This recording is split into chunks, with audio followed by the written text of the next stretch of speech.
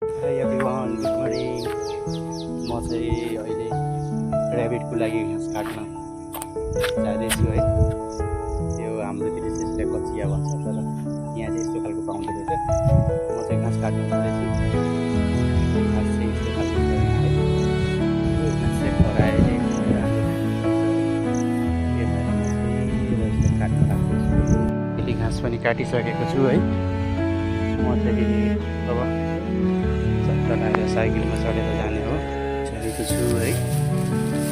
घाँस चाहिँ यहाँ पाउने हो। मैले सफा गरिसकेँ। आइज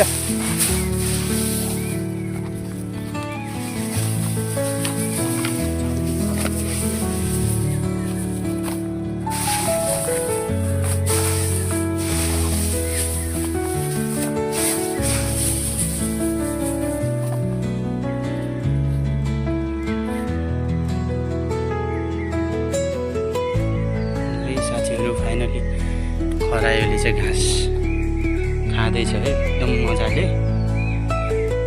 काटेर आज ल्याएको घाँस चाहिँ खासै मन पराएन। एकदमै दुबो चाहिँ मन पराउने त छैन कि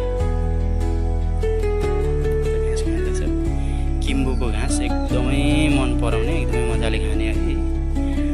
अब यिनीहरूको बिहानको घाँस मैले खुवाइसकेँ यसलाई।